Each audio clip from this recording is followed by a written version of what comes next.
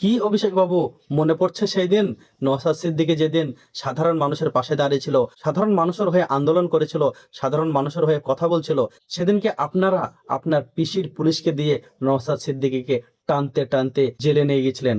মনে পড়ে সেই দিন যেদিনকে আপনারা আপনার পিসির পুলিশকে দিয়ে নওশাদ সিদ্দিকের বুকে ঘুষি মেরেছিলেন? মনে পড়ে আপনাদের সেই দিন? হ্যাঁ, আপনারা যেভাবে জুলুম করেছেন গত 15 বছর, যেভাবে এই পশ্চিম বাংলার মানুষের ওপর অত্যাচার করেছেন, ঠিক সেইভাবে ফল তো আপনাদের ভোগ করতেই হবে, কারণ কর্মগুণে ফল। আপনি যেভাবে পরীক্ষার খাতায় লিখবেন আপনার রেজাল্ট তো ঠিক সেইভাবেই হবে। তো গত 15 বছর ধরে আপনারা যা পরীক্ষা দিয়েছেন না, সেই পরীক্ষার রেজাল্ট আপনি আজ পেয়ে গেলেন। আপনাদের পরীক্ষাটা কত ভয়াবহ, কত নোংরা, কত খারাপ ছিল সেটা আপনি আজ বুঝতে পারছেন নিশ্চয়ই।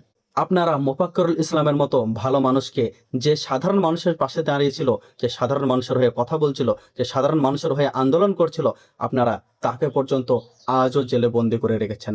আপনাদের তো এই রকমই হাল হবে। ভেবেছিলেন যে সারা জীবন ক্ষমতা থাকবে, এইভাবেই চলবেন, কিন্তু না, ক্ষমতা চিরস্থায়ী না। তবে ধিক্কার জানায় এই ঘটনাকে। অভিষেক ব্যানার্জি কোনো সাধারণ ভোটার না, কোনো সাধারণ মানুষ না, কোনো সাধারণ নাগরিক না।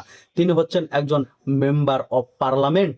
এই ভারতবর্ষে, এই পশ্চিম বাংলার মাটিতে যদি একজন মেম্বার অফ পার্লামেন্ট সুরক্ষা না থাকে, তাহলে সাধারণ মানুষ, সাধারণ ভোটার, গরিব মানুষরা কিভাবে সুরক্ষায় থাকবে? আমি ধিক্কার জানাই এই ঘটনাকে।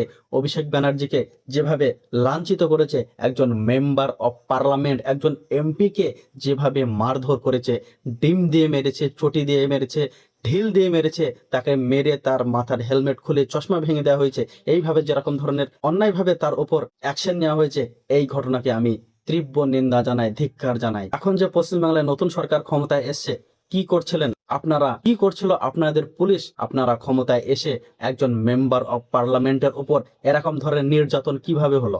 আপনারা যদি একজন এমপিকে সুরক্ষা না দিতে পারেন, তাহলে আমাদের মতো সাধারণ খেটে খাওয়া মানুষদেরকে, সাধারণ ভোটারদেরকে কিভাবে সুরক্ষা দেবেন? পশ্চিমবাংলার বর্তমান রুলিং পার্টি যদি একজন মেম্বার অফ পার্লামেন্টকে সুরক্ষা দিতে না পারে, তাহলে কি ধরে নেব যে তাদের দ্বারাই রাজ্য সামলানো অসম্ভব হয়ে যাচ্ছে? আমি মানছি যে অভিষেক বাবুরা ক্ষমতায় থাকাকালীন কত সাধারণ মানুষকে, কত নিরপরাধ মানুষকে ঠিক এইভাবেই লাঞ্ছিত করেছে। তার মানে এই না যে তাদেরকেও করতে হবে। তাহলে এই কাদা ছোড়াছুড়ি তো সারা জীবন চলতেই থাকবে। এটা বন্ধ হওয়া উচিত।